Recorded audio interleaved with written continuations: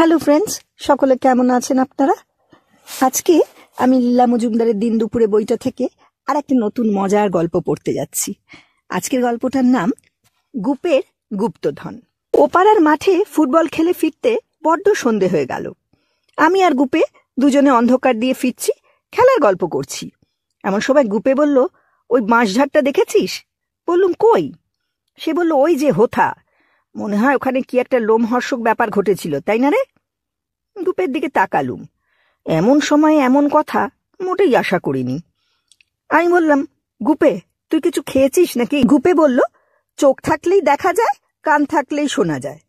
আমি বললাম, নিশ্চয়ই, মাথা না থাকলে মাথা ব্যথা হবে কি করে? গুপে বলল, তুই ঠিক আমার কথা বুঝলি না, দেখবি, চল আমার সঙ্গে।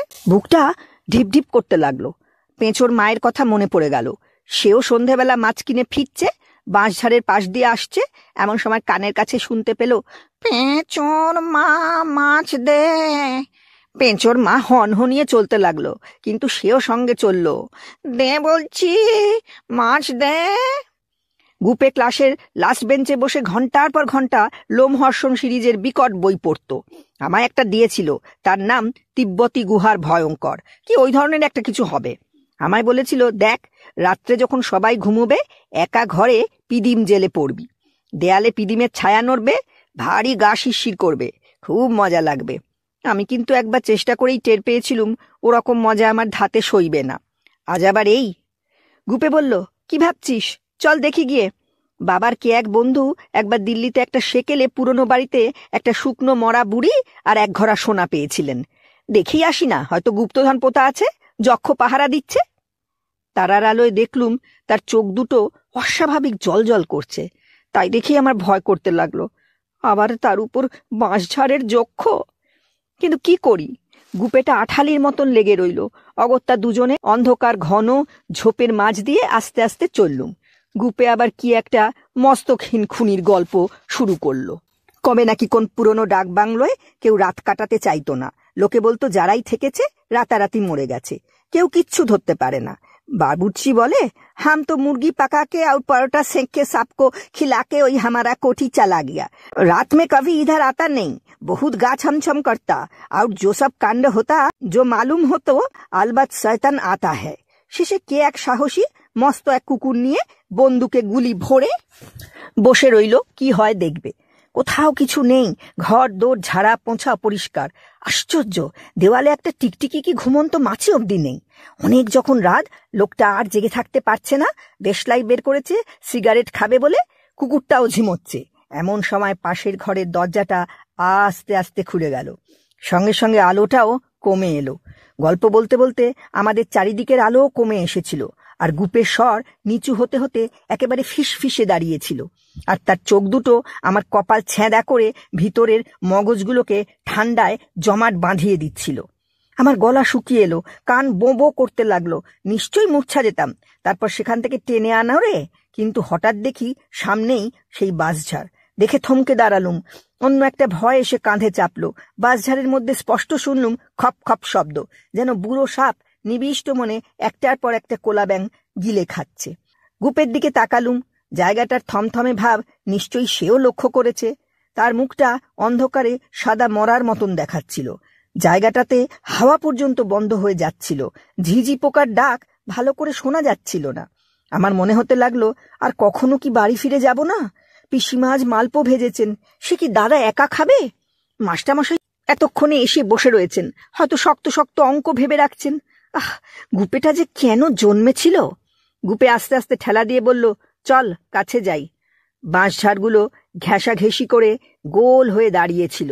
মাঝে মাঝে ফাঁকা দিয়ে দেখা যাচ্ছিল তারার আলোয় মধ্যিখানটা একেবারে ফাঁকা। আশেপাশে ঘন বিছুটি পাতা, সে জায়গাটা শুকনো ঘাসে ঢাকা। থেকে থেকে দু একটা বুনো কচু গাছ, বিষম ভুতুরে গাছ। তারপর চোখ তুলে আর যা দেখলাম, বুকের রক্ত হিম হয়ে গেল।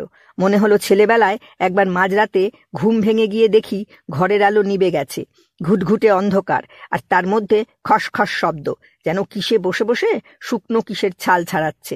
এত কথা মনে করবার তখন সময় ছিল না, কারণ আবার ভালো করে দেখলাম দুটো সাদা জিনিস, মানুষের মতন, কিন্তু মানুষ তারা হতেই পারে না। জায়গাটা যে শাঁকচুন্নি রাস্তা না সে বিষয়ে কোনো সন্দেহই থাকতে পারে না। স্পষ্ট একটা ভ্যাপসা দুর্গন্ধও নাকে এলো।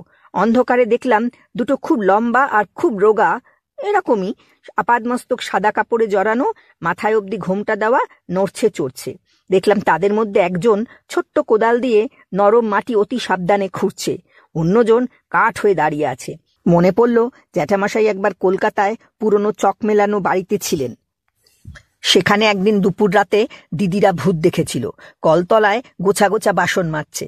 তারপর থেকেই তো ছর্দির ফিটের রোগ, কিছুই না ভূতের কুদৃষ্টি। আবার তাকিয়ে দেখি খোঁড়া শেষ হয়েছে, গভীর গর্ত মনে হলো। এতক্ষণ অত্যন্ত অস্বস্তি বোধ হচ্ছিল, ঘাড়ে মশা কামড়াচ্ছিল, চুলের মধ্যে কাঠ পিঁপড়ে হাঁটছিল, আর বা পায়ে কি একটা যেন প্রাণপণে উঠতে চেষ্টা করছিল। গুপের পাশে তো অনেকক্ষণ থেকে একটা গোসাপের বাচ্চা ওত পেতে বসেছিল। গুপে দেখেছিল কিনা জানি না, আমি কিছু বলিনি, ওকে কামড়াক, আমার ভালোই লাগবে। সেই সাদা দুটো এবার উঠে দাঁড়িয়ে কি একটা ভারী জিনিস অন্ধকার থেকে টেনে বার করলো, গর্তের পাশে একবার নামালো, মনে হলো ছালায় বাঁধা। মাগো, কি গো! একটা নতুন কথা মনে পড়ে ভয়ে কাদা হয়ে গেলাম। এরা হয়তো ভূত নয়, খুনি ডাকাত, কাকে যেন মেরে ছালায় বেঁধে গভীর অন্ধকারে বাঁশঝাড়ে নিরিবিলি পুঁতে বাড়ি চলে যাবে, কেউ টের পাবে না। ভাবলাম নিঃশ্বাস অবধি বন্ধ করে থাকি। তারা এদিকে কালো জিনিসটাকে পুঁতে এ ওর দিকে তাকিয়ে বিশ্রী ফ্যাচ ফ্যাচ করে হাসতে লাগলো। কালো মুখে সাদা লম্বা লম্বা দাঁতগুলো ঝকঝক করে উঠল। তারপর তারা অন্ধকারে কোথায় মিলিয়ে গেল। সে সন্ধ্যার কথা কাউকে বলতে সাহস হয়নি, বিশেষত গুপে যখন বাড়ির দরজার কাছে এসে আস্তে আস্তে বলল, কাউকে বলিস না, বুঝলি? কাল আবার যাব, এর মধ্যে নিশ্চয়ই সাংঘাতিক কোনো ব্যাপার জড়িত আছে। আমি কথা না বলে মাথা নাড়লাম। বিশ্বাসই করতে পারছিলাম না যে জ্যান্ত বাড়ি ফিরছি। পরদিন মনে করলাম আজ কিছুতেই গুপের কাছে যাব না। এ তো ভারী আহ্লাদ, উনি শখ করে আগারে বাগারে ভূত তাড়িয়ে বেড়াবেন আর আমার ওর সঙ্গে ঘুরে মরতে হবে। কেন রে বাপু, শাঁকচুন্নি যদি অতই ভালো লাগে একাই জানা, আমায় কেন? অনেক করে মন শক্ত করে রাখলুম, আজ কোনো মতেই যাব না। এমনকি মেজ দাদামশাইয়ের বাড়ি চণ্ডীপাঠ শুনতে যাব, তবু বাঁশ ঝাড়ে যাব না। সারাদিন গ্রুপের ত্রিসীমানায় গেলুম না। ফার্স্টের ক্লাসে বসে ফার্স্ট বেঞ্চে কাজ করলাম। টিফিনের সময় পণ্ডিত মশাইয়ের কাছে ব্যাকরণ বুঝতে গেলুম। এমনি করে কোনো মতে দিনটা কাটলো। কিন্তু বাড়ি ফেরবার পথে কে যেন পিছন থেকে এসে কাঁধে হাত দিল। আঁতকে উঠে ফিরে দেখি গুপে। সে বলল, মনে থাকে যেন সন্ধেবেলা। হঠাৎ বলে ফেললুম, গুপে আমি যাব না। সে একটু চুপ করে থেকে বললে, ও বুঝেছি, ভয় পেয়েছিস, তা তুই বাড়ি গিয়ে দিদিমার কাছে ব্যঙ্গমা ব্যঙ্গমির গল্প শোন। আমি কেলোকে নিয়ে যাব, তোর চেয়ে ছোট হলেও তার খুব সাহস। বড় রাগ হলো, বললুম, ওরে গুপে, সত্যি কি ভয় পেয়েছি? ঝোপ জঙ্গলে সাপখোপের বাসা, তাই ভাবছিলুম। আচ্ছা, না হয় যাওয়াই যাবে।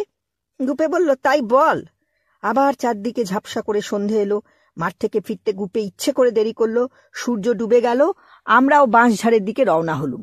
আজ আমি প্রাণ হাতে নিয়ে এসেছি, মারা যাব, তবু শব্দটি করব না। বাঁশঝাড়ের কাছে এসেই গা কেমন করতে লাগলো।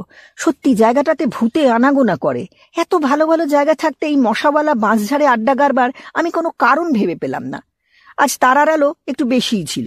সেই আলোতে দেখতে পেলাম তারা আবার এসেছে, ঠিক মানুষের মতন দেখতে, তবে পা উল্টো কিনা বুঝতে পারলাম না। মনে হলো এদের উল্টো হয়ে গাছে ঝোলা কিছু আশ্চর্য নয়। তারা এ ওর দিকে তাকিয়ে শকুনের মতন হাসতে লাগলো। তারপর কোদাল বের করে ঠিক সেই জায়গাটা খুঁড়তে লাগলো। দম আটকে আসছিল। কে জানে কি বিভৎস ভোজের আশায় ওরা এসেছে। খুঁড়ে সেই কালো জিনিসটা টেনে তুললো। দেখলুম ছালা নয়, চিত্তির আঁকা কলসি। ভাবলুম গুপ্তধন। তারা কলসির মুখ খুলতেই আবার সেই দুর্গন্ধ। নিশ্চিত কিছু বিশ্রী জিনিস আছে ওর মধ্যে, কিন্তু তারা খাবার কোনো আয়োজন করলে না। একজন আর একজনের দিকে তাকিয়ে স্পষ্ট ক্ষুদির মায়ের গলায় বলল, হ্যালো বাগদি বউ, প্রদীপিসি ঠিকই বলেছিল, দেখ বাঁশঝাড়ে পুঁতে শুটকিগুলো কেমন মজেছে। দুপে একটা প্রচন্ড দীর্ঘ নিঃশ্বাস ফেলে শিউরে উঠল। বলল, চল, পৃথিবীতে দেখছি অ্যাডভেঞ্চার বলে কিচ্ছু নেই। আমি তৎক্ষণাৎ বাড়ি মুখো রওনা দিলাম। গুপে বাড়ির কাছে এসে বলল, কোথায় মরা, কোথায় গুপ্তধন, আর কোথায় শুটকি মাছ। আর কারুর কাছে কিছু আশা করব না। আমি কিন্তু ব্যাপারটাতে খুব খুশি হলাম। কিছু বললাম না, কেবল মনে মনে সংকল্প করলাম খোকসদের হাতে বরং পড়ব, তবু গুপের হাতে কখনো নয়।